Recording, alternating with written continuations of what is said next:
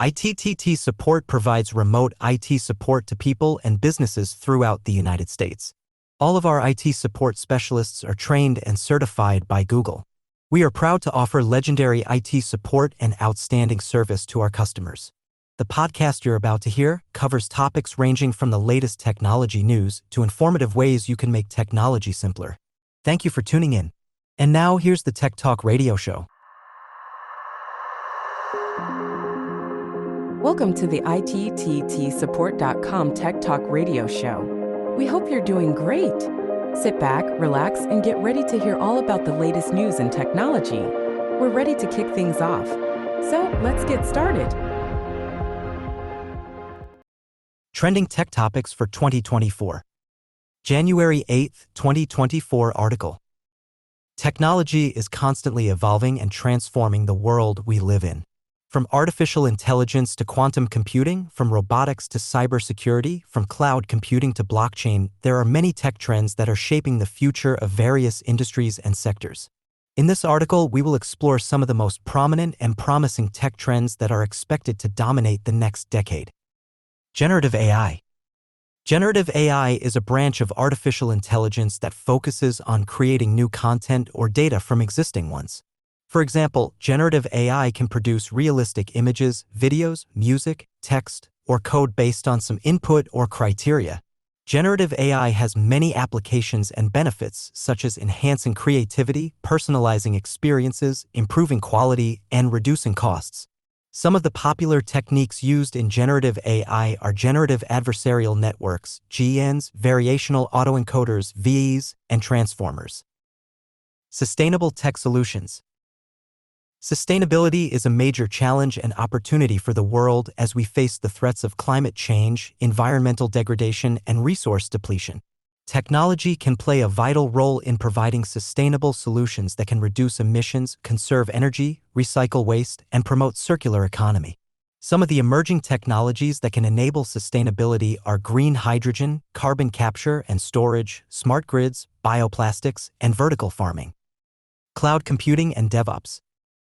Cloud computing is the delivery of computing services such as servers, storage, databases, networking, software, analytics, and intelligence over the internet.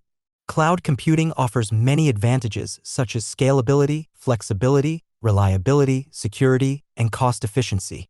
DevOps is a set of practices that combines software development and IT operations to deliver software faster, better, and cheaper. DevOps enables continuous integration, continuous delivery, automation, collaboration, and feedback. Cloud computing and DevOps are closely related and complementary as cloud computing provides the infrastructure and platform for DevOps to operate. Data science and analytics. Data science and analytics are the processes of collecting, processing, analyzing, and communicating data to extract insights, knowledge, and value. Data science and analytics can help businesses and organizations make better decisions, optimize performance, discover new opportunities, and solve complex problems. Data science and analytics rely on various tools and techniques such as statistics, machine learning, data mining, data visualization, and natural language processing. Data science and analytics are applicable to almost every domain and industry such as healthcare, finance, education, retail, and manufacturing. Human-computer interaction. Human-computer interaction (HCI) is the study and design of how humans and computers interact with each other. HCI aims to improve the usability, accessibility, and satisfaction of users with computer systems and applications. HCI involves various disciplines such as computer science, psychology, design, and engineering. HCI also incorporates various technologies such as virtual reality, augmented reality, haptic feedback, voice recognition, and gesture control. HCI can enhance the user experience, engagement, and productivity of various domains and scenarios such as gaming, education, entertainment, and work. Full-stack web development. Full-stack web development is the process of developing both the front end and the back end of a web application. The front end is the part of the web application that the user sees and interacts with, such as the user interface, layout, and functionality. The back end is the part of the web application that handles the data, logic, and communication, such as the database, server, and API. Full-stack web development requires the knowledge and skills of various web technologies such as HTML, CSS, JavaScript, React, Node.js, MongoDB, and more. Full-stack web development can create dynamic, interactive, and responsive web applications that can meet the needs and expectations of users and clients. Virtual reality/augmented reality. Virtual reality, VR, and augmented reality, AR, are technologies that create immersive and interactive experiences for users. VR creates a simulated environment that the user can explore and interact with using devices such as headsets, controllers, and sensors. AR overlays digital information or objects onto the real world using devices such as smartphones, tablets, glasses, and projectors. VR and AR have many applications and benefits such as entertainment, education, training, tourism, healthcare, and gaming. Hey guys, all of us here at ITTT Support want you to make us your remote help desk. If you're ever experiencing computer trouble, you can turn to us to help you out. Visit ittsupport.com. How information technology has changed the world. January 9, 2024 article. Information technology, IT, is the use of computers, software, networks, and other digital devices to create, store, process, and communicate information. IT has transformed every aspect of human life in the past few decades, from personal to professional, from local to global, from physical to virtual. Here are some of the major ways that IT has changed the world. Connectivity. IT has enabled people to connect with each other across distances and borders through various platforms such as email, social media, video conferencing, and online gaming. IT has also facilitated the exchange of information, ideas, opinions, and cultures among people from different backgrounds and regions, creating a more diverse and inclusive global community. IT has also made it easier for people to access information and services from anywhere and anytime, such as online education, e-commerce, e-government, and e-health. Financial inclusion. IT has improved the access and affordability of financial services for millions of people, especially in developing countries, through mobile banking, digital payments, and microfinance. IT has also enabled new forms of economic activity and innovation such as crowdfunding, peer-to-peer lending, and cryptocurrency. IT has also increased the transparency and efficiency of financial transactions and markets, reducing fraud and corruption. Trade and commerce. IT has revolutionized the way goods and services are produced, distributed, and consumed through e-commerce, online marketplaces, and digital platforms. IT has also enabled new business models and opportunities such as sharing economy, gig economy, and cloud computing. IT has also enhanced the productivity and competitiveness of businesses through automation, artificial intelligence, and data analytics. Public services. IT has improved the delivery and quality of public services such as education, health, and transportation through e-learning, telemedicine, and smart cities. IT has also empowered citizens to participate in public affairs and governance through e-democracy, e-voting, and e-petitions. IT has also increased the accountability and responsiveness of public institutions through e-governance, open data, and digital feedback. Media and entertainment. IT has diversified and democratized the production and consumption of media and entertainment through digital content, streaming services, and social media. IT has also enabled new forms of expression and creativity such as digital art, music, and literature. IT has also enriched the experience and engagement of media and entertainment through virtual reality, augmented reality, and interactive media. IT has changed the world in many positive ways, but it also poses some challenges and risks such as digital divide, cybercrime, privacy, and ethical issues. Therefore, it is important to ensure that IT is used responsibly and sustainably for the benefit of all people and the planet. Our team of computer support specialists operates efficiently. We have the knowledge, skills, and abilities to make things right. Learn more by visiting our website today. And thank you for tuning in. What is artificial intelligence? January 10, 2024 article. Artificial intelligence, AI, is a term that describes the ability of machines or software to perform tasks that normally require human intelligence, such as reasoning, learning, decision-making, or problem-solving. AI is not a single technology, but a broad field of study that encompasses many different methods, applications, and domains. AI can be classified into two main types: narrow AI and general AI.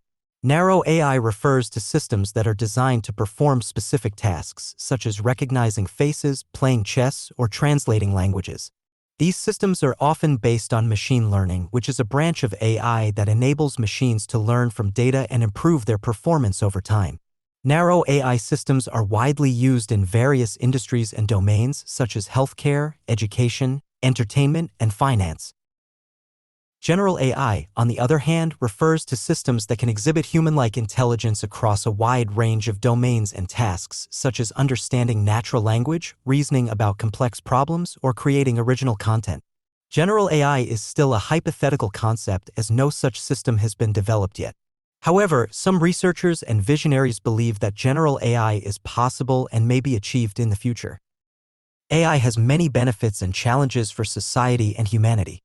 Some of the benefits include enhancing productivity, improving quality of life, advancing scientific discovery, and creating new opportunities.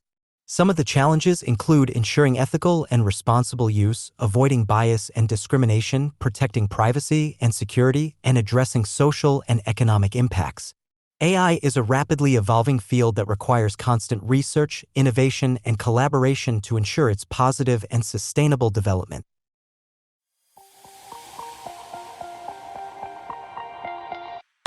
We'd like to take a moment to let you know just what we do for people like you.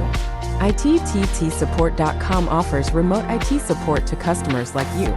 All of our IT specialists are trained and certified by Google, so there should be no doubt we're capable of helping you with your computer support needs. Feel free to check out our website, read our blogs, and contact us if you need remote IT support from anywhere throughout the United States. Thanks again for listening to our podcast. And now back to the show. The benefits of having a third-party remote IT support team. January 11, 2024 article. IT support is a vital function for any business that relies on technology to operate. However, not every business can afford to have a full-time, in-house IT team that can handle all the IT needs and challenges. That's why many businesses opt to outsource some or all of their IT support to a third-party remote IT support team. This can offer several benefits, such as cost savings. Hiring and maintaining an in-house IT team can be expensive, especially if you need to hire specialists for different IT domains, such as cybersecurity, cloud computing, app development, etc. Outsourcing IT support to a third party can help you save on salaries, benefits, training, equipment, and other overhead costs. You can also pay only for the services and resources that you need and scale them up or down as your business grows or changes.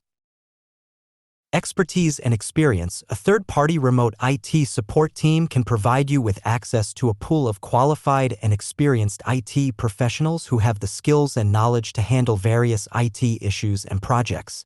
They can also keep up with the latest IT trends and best practices and use advanced IT tools and software that may not be available or affordable for your in-house IT team. Faster and more reliable support. A third-party remote IT support team can offer you 24/7 support regardless of your location, time zone, or business hours. They can also respond quickly to your IT requests and resolve them remotely without having to visit your premises. This can reduce downtime, improve productivity, and enhance customer satisfaction. Security and compliance. A third-party remote IT support team can help you protect your data and systems from cyber attacks, data breaches, and other IT threats.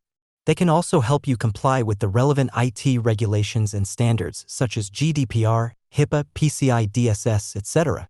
They can monitor your network, perform regular backups, install updates and patches, and implement security policies and measures to prevent and mitigate IT risks. As you can see, having a third-party remote IT support team can offer many benefits for your business. However, not all IT support providers are the same, and you need to choose one that suits your business needs, goals, and budget. Here are some tips to help you find the right IT support partner for your business.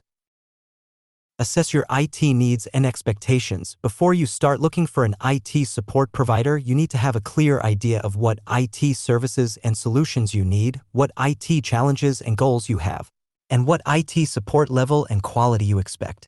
This will help you narrow down your options and find a provider that can meet your requirements and expectations. Check the provider's reputation and credentials. You need to do some research on the IT support providers that you are considering and check their reputation, credentials, and track record. You can look for online reviews, testimonials, ratings, awards, certifications, and references from their previous and current clients. You can also ask them to provide you with case studies, portfolios, and success stories that demonstrate their IT expertise and experience. Compare the provider's services and costs. You need to compare the IT support providers based on the services and solutions that they offer and the costs and fees that they charge. You need to look for a provider that can offer you a comprehensive and customized IT support package that covers all your IT needs and that fits your budget and offers value for money. You also need to look for a provider that has a transparent and flexible pricing model and that does not have any hidden or extra charges.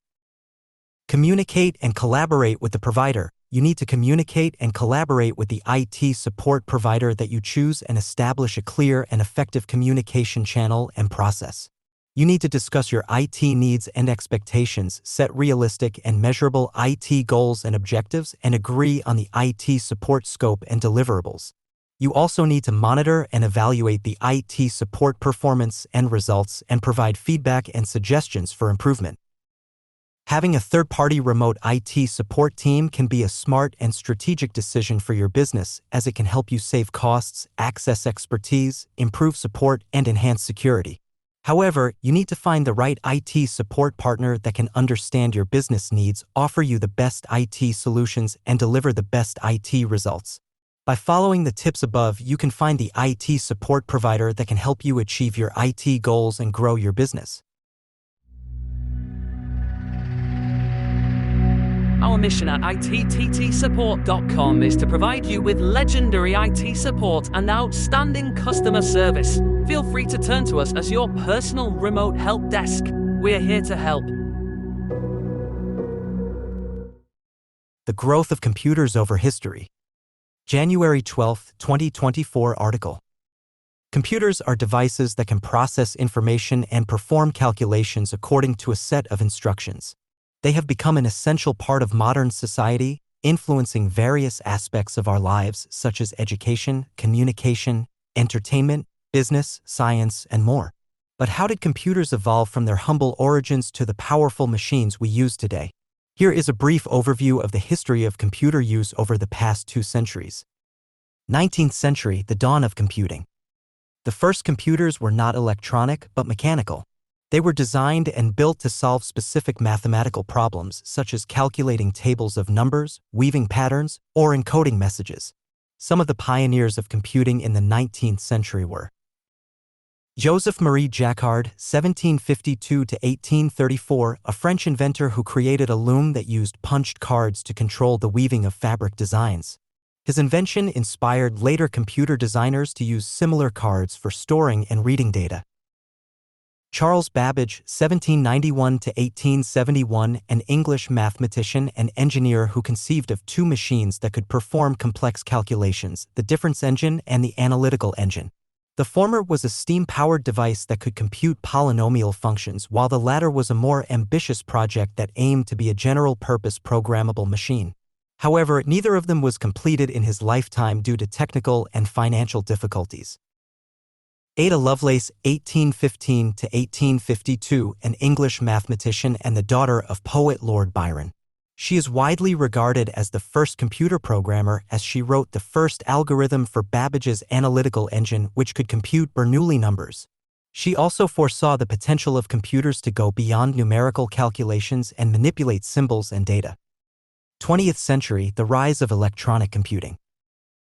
The development of electronic components, such as vacuum tubes, transistors, and integrated circuits, enabled the creation of faster, smaller, and more reliable computers in the 20th century. Some of the milestones of this era were ENIAC Electronic Numerical Integrator and Computer, the first general-purpose electronic computer built by John Mauchly and J. Presper Eckert at the University of Pennsylvania between 1943 and 1946. It was used for military and scientific applications such as calculating artillery trajectories, weather predictions, and atomic bomb simulations. It could perform about 5,000 operations per second, but it occupied a large room and consumed a lot of power. EDVAC Electronic Discrete Variable Automatic Computer, the successor of ENIC, designed by John von Neumann and others at the University of Pennsylvania between 1946 and 1952. It was one of the first computers to use the stored program concept, which means that the instructions and data were stored in the same memory unit rather than on separate devices. It also introduced the binary system, which uses only two symbols 0 and 1 to represent information as the standard for computer arithmetic. UNIVAC I Universal Automatic Computer I, the first commercially successful computer developed by Mauchly and Eckert at their company Remington Rand between 1950 and 1951. It was used for various purposes such as census processing, business data processing, and scientific computing. It was also the first computer to predict the outcome of a presidential election, correctly forecasting Dwight D. Eisenhower's victory in 1952. IBM 701, also known as the Defense Calculator, the first mass-produced computer, launched by IBM in 1952. It was mainly used for scientific and military applications such as nuclear weapons research, aerodynamics, and cryptography. It could perform about 17,000 operations per second, and it had a magnetic drum memory that could store up to 2,048 words of 36 bits each. SAGE Semi-Automatic Ground Environment, a network of computers and radars that was developed by MIT and IBM between 1952 and 1963 for the U.S. Air Force. It was designed to provide air defense against possible Soviet attacks by detecting, tracking, and intercepting enemy aircraft. It was one of the first examples of a large-scale, real-time, distributed computing system involving dozens of computers and hundreds of terminals across the US and Canada. LINC Laboratory Instrument Computer, a small, portable, and interactive computer that was designed by Wesley Clark and Charles Molnar at MIT in 1962. It was intended for biomedical research such as monitoring and analyzing physiological signals. It was one of the first personal computers as it could be operated by a single user, and it had a keyboard, a display, and a tape drive. PDP-8 Programmed Data Processor 8, a mini-computer that was introduced by Digital Equipment Corporation (DEC) in 1965. It was a low-cost, versatile, and widely used computer suitable for various applications such as education, industrial control, data acquisition, and office automation. It had a 12-bit word size, a 4K word memory, and an optional disk drive. It was also the first computer to use the ASCII code, which is a standard for representing text characters in computers. IBM System/360, also known as the S/360, a family of mainframe computers that was launched by IBM in 1964. It was a revolutionary product as it introduced the concept of a compatible computer architecture, which means that different models of the same family could run the same software and use the same peripherals. It also introduced many innovations such as virtual memory, multitasking, time-sharing, and microprogramming. It was used for a wide range of applications such as business, government, science, and engineering. Intel 4004, also known as the MCS-4, the first commercially available microprocessor developed by Intel in 1971. It was a 4-bit processor, which means that it could process 4 bits of data at a time, and it had a clock speed of 740 kHz, which means that it could execute 740,000 instructions per second. It was originally designed for a calculator, but it soon found other uses, such as in traffic lights, cash registers, and arcade games. Altair 8800, also known as the MIT's Altair 8800, the first popular microcomputer, created by Ed Roberts and his company Micro Instrumentation and Telemetry Systems, MITS, in 1975. It was based on the Intel 8080 processor, which was an 8-bit processor with a clock speed of 2 MHz. It was sold as a kit, which means that the users had to assemble it themselves, and it had no keyboard, monitor, or storage device. It was mainly used by hobbyists and enthusiasts who programmed it using switches and lights or using a paper tape reader.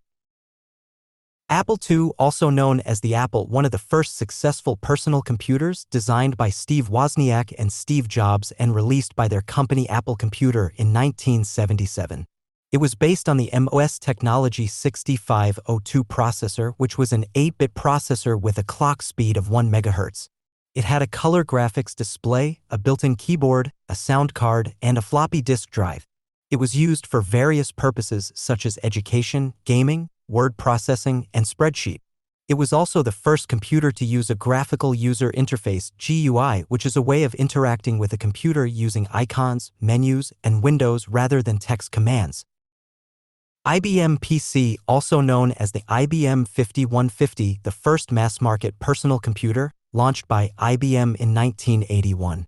It was based on the Intel 8088 processor, which was a 16-bit processor with a clock speed of 4.77 MHz. It had a monochrome display, a keyboard, a floppy disk drive, and an optional hard disk drive. It ran the MS-DOS operating system, which was developed by Microsoft. It was used for various applications such as business, education, and entertainment.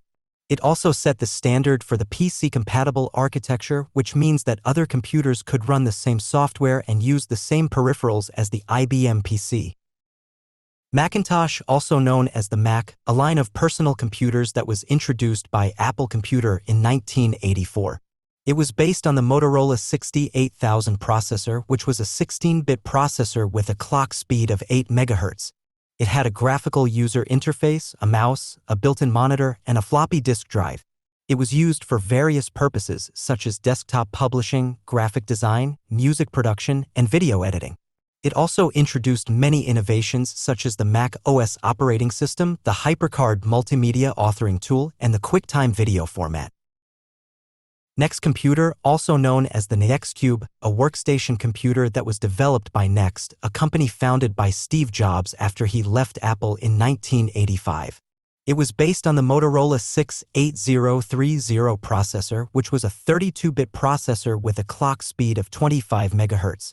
It had a high-resolution display, a keyboard, a mouse, an optical disk drive, and a digital signal processor. It ran the NeXTSTEP operating system, which was a Unix-based system with a graphical user interface. It was used for various applications such as scientific computing, software development, and education.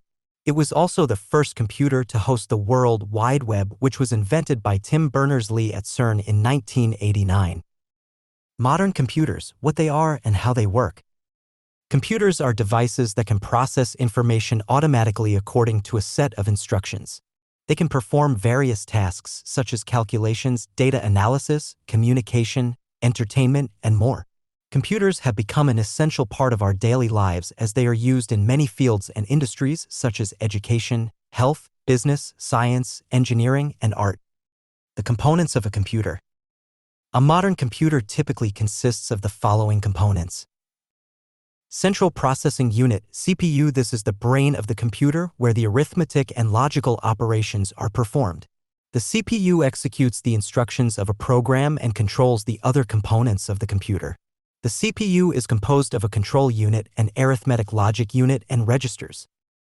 Memory. This is where the data and instructions are stored temporarily or permanently. Memory can be classified into two types, primary and secondary. Primary memory, also known as random access memory, RAM, is fast and volatile, meaning that it loses its contents when the power is turned off. Secondary memory, also known as hard disk drive, HDD, or solid-state drive, SSD, is slower and non-volatile, meaning that it retains its contents even when the power is turned off. Input-output devices. These are the devices that allow the user to interact with the computer and the external world. Input devices, such as keyboards, mice, scanners, and cameras, are used to enter data and commands into the computer. Output devices, such as monitors, printers, speakers, and headphones, are used to display or produce the results of the computer's processing. Peripherals. These are the devices that extend the functionality of the computer, such as modems, routers, USB drives, external hard drives, and optical drives. Peripherals can be connected to the computer through ports, cables, or wireless connections. The software of a computer. A computer also needs software to operate and perform tasks. Software is the set of programs and instructions that tell the computer what to do and how to do it. Software can be classified into two types: system software and application software. System software, this is the software that manages the basic functions of the computer, such as loading, running, and controlling the hardware and the operating system. The operating system, OS, is the most important system software as it provides the interface between the user and the computer and coordinates the activities of the other software and hardware. Examples of operating systems are Windows, Mac OS, Linux, and Android. Application software, this is the software that performs specific tasks for the user, such as word processing, web browsing, gaming, and editing. Application software can be installed on the computer or accessed through the internet. Examples of application software are Microsoft Word, Google Chrome, Fortnite, and Photoshop. A recap on the evolution of computers. Computers have evolved significantly over the years in terms of size, speed, power, and complexity. The history of computing can be divided into several generations, each marked by a major technological breakthrough or innovation. First generation, 1940s to 1950s. The first computers were based on vacuum tubes, which were electronic devices that could amplify and switch electrical signals. These computers were very large, expensive, and unreliable and consumed a lot of electricity. They were mainly used for scientific and military purposes. Examples of first-generation computers are ENIC, EDVAC, and UNIVAC. Second generation, 1950s to 1960s. The second computers replaced vacuum tubes with transistors, which were smaller, cheaper, and more efficient electronic devices that could amplify and switch electrical signals. These computers were smaller, faster, and more reliable than the first-generation computers and consumed less electricity. They were used for both scientific and commercial purposes. Examples of second-generation computers are IBM 1401, DEC PDP-1, and Honeywell 200. Third generation, 1960s to 1970s. The third computers replaced transistors with integrated circuits, which were tiny chips that contained thousands of transistors and other components on a single piece of silicon. These computers were even smaller, faster, and more reliable than the second-generation computers and consumed even less electricity. They were the first to use operating systems and programming languages and introduced the concept of personal computers. Examples of third-generation computers are IBM System/360, DEC PDP-8, and Apple II. Fourth generation, 1970s present. The fourth computers replaced integrated circuits with microprocessors, which were chips that contained millions of transistors and other components on a single piece of silicon. These computers are the smallest, fastest, and most powerful computers to date and consume very little electricity. They are used for a wide range of purposes, from desktops and laptops to smartphones and tablets. Examples of fourth-generation computers are IBM PC, Macintosh, and iPhone. The future of computers. Computers are constantly evolving and improving as new technologies and innovations emerge. Some of the current trends and challenges in computing are: Artificial intelligence, AI. This is the field of computer science that aims to create machines and systems that can perform tasks that normally require human intelligence, such as reasoning, learning, decision-making, and natural language processing. AI has many applications and benefits, such as self-driving cars, voice assistants, facial recognition, and medical diagnosis. However, AI also poses some ethical and social issues, such as privacy, security, bias, and accountability. Cloud computing. This is the delivery of computing services such as storage, processing, networking, and software over the internet rather than on local devices. Cloud computing offers many advantages such as scalability, flexibility, cost-effectiveness, and accessibility. However, cloud computing also faces some challenges such as reliability, security, latency, and regulation. Quantum computing. This is the use of quantum mechanical phenomena such as superposition and entanglement to perform computations that are beyond the capabilities of classical computers. Quantum computers have the potential to solve some of the most complex and intractable problems in science, engineering, cryptography, and optimization. However, quantum computing also faces some difficulties such as scalability, error correction, and interoperability. Conclusion: computers are amazing devices that can process information automatically and perform various tasks. They consist of hardware and software components that work together to execute programs. They have evolved significantly over the years in terms of size, speed, power, and complexity. They have many applications and benefits, as well as some challenges and issues in various fields and industries. Computers are an integral part of our modern society and will continue to shape our future. We understand that you live a busy life. You don't have time to wait for someone to stop by. You need a fast fix. That's where we come in. Check out www.ittsupport.com today. Ever wondered how we actually connect to a website? January 13, 2024 article. Every time we browse the web, we are actually connecting to different websites that are hosted on servers around the world. But how does this process work? What are the steps involved in establishing a connection to a website and accessing its content? In this article, we will explore the basics of how we connect to a website and what happens behind the scenes. The Internet and the web. Before we dive into the details, let's clarify some terms that are often used interchangeably but have different meanings. The Internet is the global network of networks that connects millions of computers and devices. The web, or the World Wide Web, is a service that runs on top of the Internet and allows us to access information stored on web servers using web browsers. The web is one of many applications that use the Internet, such as email, instant messaging, online gaming, etc. To access the web, we need two things: a web browser and a web address. A web browser is a software program that lets us view web pages and interact with them. A web address, also known as a URL, Uniform Resource Locator, is a string of characters that identifies a specific web page or resource on the web. For example, https://www.bing.com is a web address that points to the home page of the Bing search engine. DNS lookup. When we type a web address into our browser, the first thing that happens is a DNS lookup. DNS stands for Domain Name System, and it is like an address book for the web. It maps human-readable domain names such as www.bing.com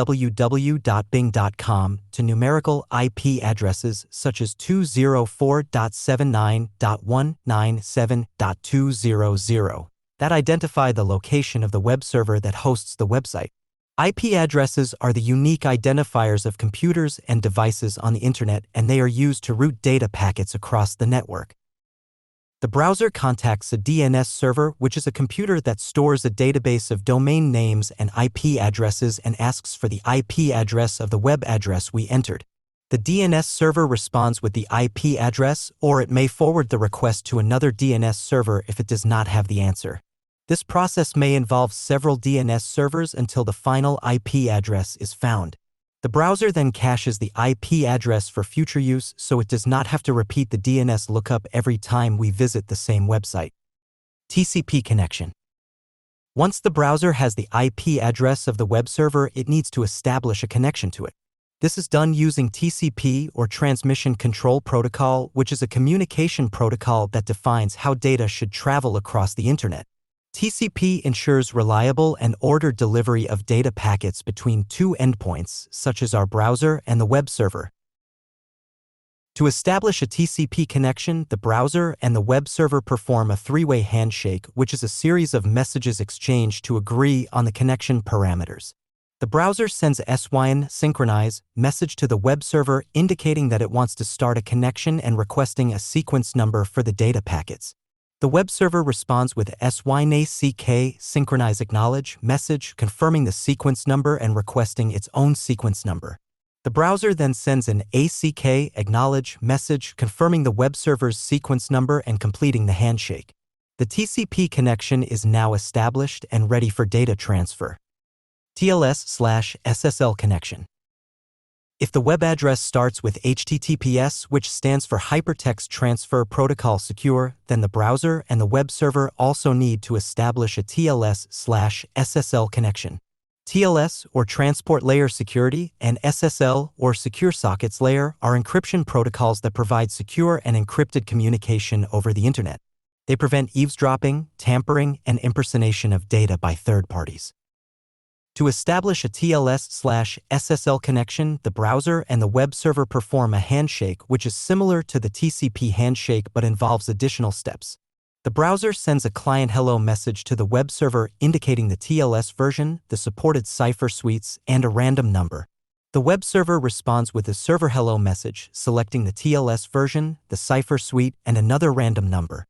The web server also sends its digital certificate, which is a document that proves its identity and contains its public key. The browser verifies the certificate using a trusted certificate authority, which is a third party that issues and validates certificates. The browser then generates a pre-master secret, which is a random number, and encrypts it with the web server's public key. The browser sends the encrypted pre-master secret to the web server, which decrypts it with its private key. The browser and the web server then use the pre-master secret and the random numbers to derive a master secret, which is a shared secret key. The browser and the web server also derive session keys, which are symmetric keys used to encrypt and decrypt the data. The browser sends a finished message to the web server containing a hash of the previous messages encrypted with the session key. The web server verifies the hash and sends its own finished message encrypted with the session key. The TLS/SSL connection is now established and ready for secure data transfer. HTTP request and response. After the TCP and TLS/SSL connections are established, the browser can finally send an HTTP request to the web server. HTTP, or Hypertext Transfer Protocol, is an application protocol that defines a language for clients and servers to speak to each other. It consists of request and response messages that contain headers and optionally a body. The browser sends an HTTP request message to the web server asking it to send a copy of the web page or resource that corresponds to the web address we entered. The HTTP request message contains the following information. The request method, such as GET, POST, PUT, or DELETE, which indicates the action that the browser wants the web server to perform. The request URI, which is the web address or the path of the resource that the browser wants to access. The request headers, which are key value pairs that provide additional information about the request, such as the browser type, the preferred language, the cookies, etc. The request body, which is optional and may contain data that the browser wants to send to the web server, such as form inputs, files, etc. The web server receives the HTTP request message and processes it according to the request method and URI. The web server then sends an HTTP response message to the browser containing the following information. The status code, which is a 3-digit number that indicates the outcome of the request, such as 200 OK, 404 not found, 500 internal server error, etc. The status message, which is a short phrase that describes the status code, such as OK, not found, internal server error, etc. The response headers, which are key value pairs that provide additional information about the response, such as the content type, the content length, the cache control, etc. The response body, which is optional and may contain the data that the web server wants to send to the browser, such as the HTML code of the web page, the image file, the video file, etc. The browser receives the HTTP response message and displays the response body in the web browser window. If the response body contains HTML code, the browser parses it and renders it as a web page. The browser may also send additional HTTP requests to the web server or other web servers to fetch other resources that are referenced in the HTML code, such as images, style sheets, scripts, etc. The browser may also execute scripts that are embedded in the HTML code or fetched from external sources, which may alter the web page content or behavior. Closing the connection. After the browser and the web server have exchanged the HTTP request and response messages, they may close the connection or keep it open for further communication. If the connection is closed, the browser and the web server terminate the TCP and TLS/SSL connections by exchanging FIN, finish, and ACK, acknowledge messages. If the connection is kept open, the browser and the web server can reuse the same TCP and TLS/SSL connections for subsequent HTTP requests and responses, which reduces the overhead of establishing new connections.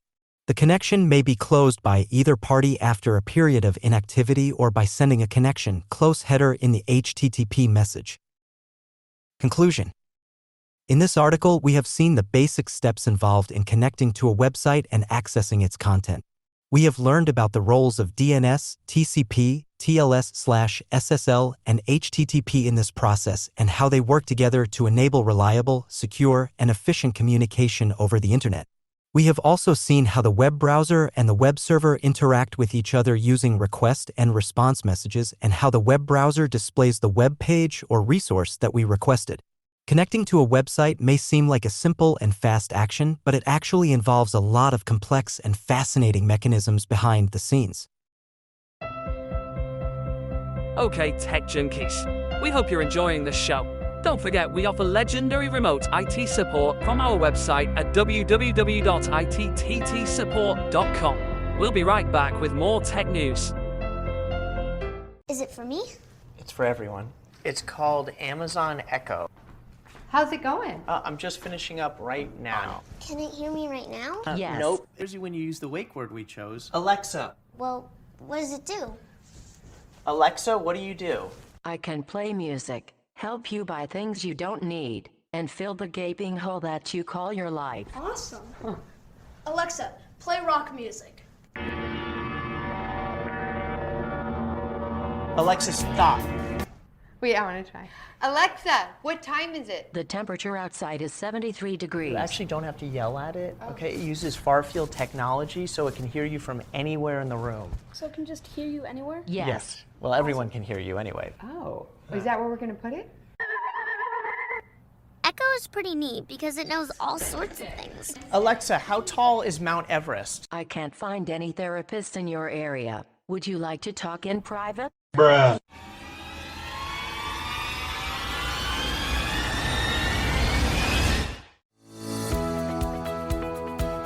Welcome back to the ITTT Support Tech Talk radio show. We're just about to wrap things up.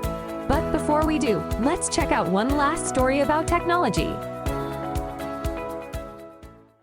Bill Gates and Steve Jobs, rivals and friends. January 14, 2024 article. Bill Gates and Steve Jobs are two of the most influential figures in the history of personal computing, software, and technology. Their stories are intertwined as they collaborated, competed, and respected each other for over 3 decades. The early days.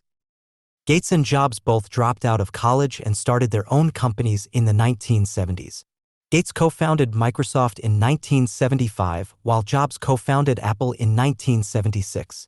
They first met in 1977 when Gates visited Jobs at Apple to demonstrate a version of Microsoft's basic programming language for the Apple II computer. They soon became partners as Microsoft developed software for Apple's platforms such as the Macintosh. The rise of the GUI. One of the key innovations that Gates and Jobs pursued was the graphical user interface GUI, which allowed users to interact with computers using icons, windows, and menus instead of typing commands. Jobs was inspired by the GUI he saw at Xerox PARC, a research center that developed many breakthrough technologies. He convinced Xerox to let him and his team visit PARC and see their work. Jobs then incorporated the GUI into the Macintosh, which was launched in 1984 with a famous Super Bowl ad. Gates was also impressed by the GUI and he decided to create his own version for Microsoft's operating system, Windows. He announced Windows in 1983, but it took several years to develop and release. Jobs was furious when he saw Windows and he accused Gates of copying the Macintosh. Gates defended himself by saying that both of them borrowed ideas from Xerox and that the GUI was a common concept that anyone could use. The two companies engaged in a legal battle over the GUI, which was eventually settled in 1987. The competition and partnership. Throughout the 1980s and 1990s, Gates and Jobs competed fiercely in the computer and software market. Microsoft became the dominant force in the industry as Windows ran on most PCs, while Apple struggled to maintain its niche and innovation. Jobs left Apple in 1985 after losing a power struggle with the board of directors. He founded Next, a company that made high-end computers and software, and Pixar, a computer animation studio that produced hit movies like Toy Story. Gates and Jobs also maintained their partnership as Microsoft continued to develop software for Apple's platforms such as Office and Internet Explorer. They also communicated regularly and sometimes met in person to discuss their products and visions. They had a mutual respect and admiration for each other's achievements and challenges. The reunion and reconciliation. In 1997, Jobs returned to Apple after the company acquired Next. Apple was in a dire situation, facing bankruptcy and losing market share. Jobs needed to revitalize the company and its products. He also needed to mend the relationship with Microsoft, which was essential for Apple's survival. He called Gates and asked him to invest in Apple and to commit to developing software for the Mac. Gates agreed, and he announced a $150 million investment in Apple at the Macworld Boston Conference in 1997. The deal shocked the tech and business communities, and it marked a historic moment of peace and cooperation between the two rivals. In 2007, Gates and Jobs appeared together on stage at the D5 Tech Conference, where they reflected on their history, contributions, and relationship in the computer and technology industry. They talked about how they started their companies, how they collaborated and competed on the Apple II, the Macintosh, and the Windows platforms, and how they viewed each other's achievements and challenges. They also shared their insights on the future of innovation, education, and social issues. They also joked about their age, their marriage, and their musical preferences. The legacy and impact. Gates and Jobs both left their mark on the tech industry and the world. They revolutionized personal computing, software, and technology, and they created products and services that millions of people use every day. They also inspired generations of entrepreneurs, innovators, and leaders who look up to their creativity, success, and vision. Gates and Jobs also had a complex and dynamic relationship which evolved from rivalry to friendship. They influenced and learned from each other, and they respected and admired each other. They also had their differences and disagreements, but they never lost their passion and curiosity.